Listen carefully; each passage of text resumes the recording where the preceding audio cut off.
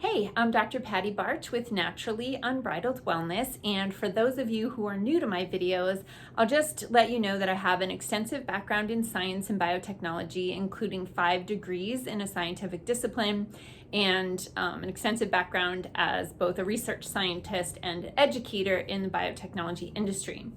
I wanted to do a quick video to walk you through some of the bait and switch things that are going on with the emergency use authorization and the FDA approved product, as well as the vaccinations that have been authorized for children. So the first thing I want to talk to you about is with the emergency use authorization, there are things that get waived, right? So the whole idea behind an emergency use authorization is that people are panicking because there's something going around that there's nothing we can do about, so we're gonna just try something, right? That's the whole idea of using an emergency use authorization product versus an approved and licensed product that has gone through the regular testing protocols.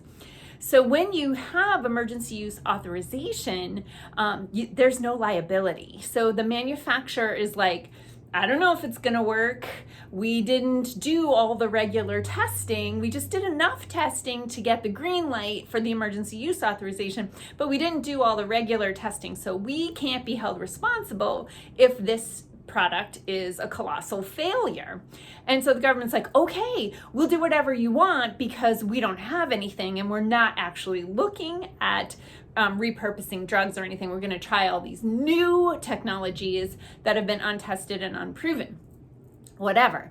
So the other day I was watching the FDA stakeholder meeting, and the FDA has a YouTube channel, and you can bore yourself to tears by watching some of their videos.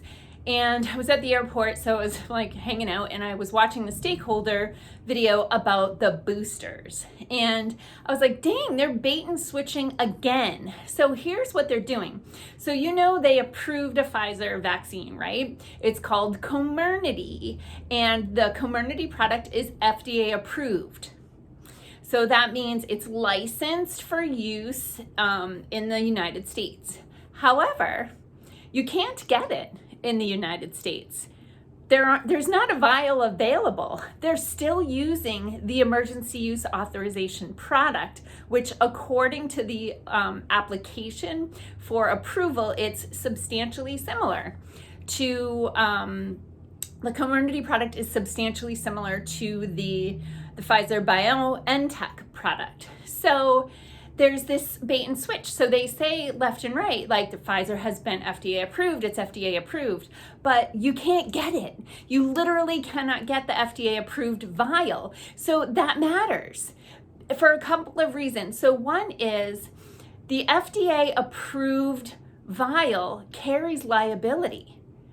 If once it becomes a licensed product available for use in the United States, the vaccine company, when it's not a childhood vaccine, those actually have a broad liability waiver. All childhood vaccines have a broad liability waiver, so that it's like really difficult to sue a vaccine company. You actually can't sue them. It's really complicated. But adult vaccines that aren't part of the childhood protocol, they do bear some liability. So that's part of the reason why this is a bait and switch, right? So there's an FDA approved product, but you can't get it. And the part of the problem with that is there's no liability for the EUA product. So the emergency use authorization, Pfizer BioNTech, bunch of numbers. If you get injected with that, they have no product liability. But there's something else I want to read to you. One second. So this is from, you can download this. It's like, I don't know, 46 pages or something. I just downloaded it. Emergency Use Authorization of Medical Products and Related Authorities, Guidance for Industry and Other Stakeholders. So this is an FDA document that explains the whole emergency use authorization issue. So right as a footnote on the introduction page, footnote number 3 says this: Public Law 113-5, Section 3088 of the 21st Century Cures Act signed into law by the President on December 13th, 2016, amends sections 564, 564A, and 564B of the FD&C Act to add new authorities to: 1. Authorize emergency use of unapproved animal drugs. 2. Make applicable other emergency use authorities, examples, to issue emergency dispensing orders, waive compliance with current good manufacturing practices, and make available Centers for Disease Control and Prevention emergency use instructions and extend expiration dates. So they can waive good manufacturing process, right? So practices. So they don't have to follow the good manufacturing practices that would be the law for a licensed product for emergency use authorization. And they can extend the expiration date as they see fit. So that would concern me. And this is probably why you're seeing some videos on the internet of people doing microscopic evaluation of these vials, and they're seeing there's tons of debris in them because they haven't had to go through the GMP practices.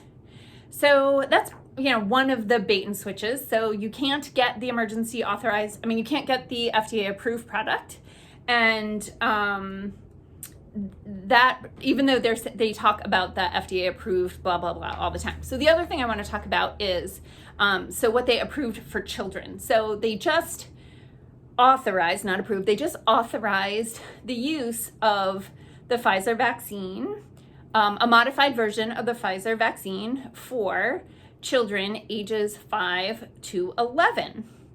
And so there's a couple interesting things about this. So one is, and this was there was a Tuesday of last week, the end of October, sorry, I don't have the date on the top of my head, but Tuesday of last week, there was like a full day FDA advisory committee meeting, all virtual, that was recorded, where they talked about authorizing the use of these vaccines for the pediatric population ages 5 to 11. And one of the things, I only was able to watch like an hour of it, and it's, 6 or 8 hours, so I need to watch the rest of it. But I picked up on a couple of things. So one is, they completed their clinical trials, and again, super abbreviated clinical trials, not the standard clinical trials that we would normally see. And they decided they were going to go with a 10 microgram dose of the mRNA, but I'm going to talk about that in a second.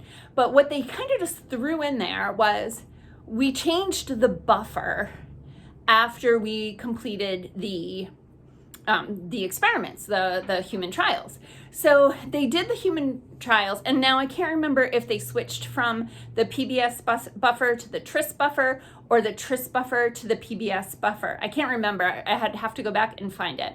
But anyway, they're like, yeah, we don't think it's going to impact the how the vaccine works. We think it'll make it be more stable, but we didn't test it in people. And they're like, okay. So they're literally, the thing they're bringing to the table, these authorized vials, have a different buffer in them than the ones that they tested on people. And, it shouldn't really impact the how that product works, but it might. They don't know. So anyway, so that's a bait and switch, right? We did the tests on children with this vial, and now we're just making a quick change, and we're gonna bring this other one to the masses. So the other thing I want to talk about finally is the 10 microgram dose. So if you have a kid that's age 5 to 11, they authorize the use of a pediatric dose, which is 10 micrograms of the mRNA, of a version of the Pfizer BioNTech, not the Comirnaty, a version of that that can be used for children, 10 micrograms.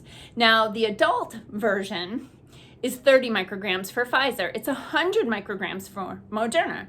So you take a 5-year-old to an 11-year-old, and the 3-letter organizations say, yeah, we can give them the 10 microgram dose.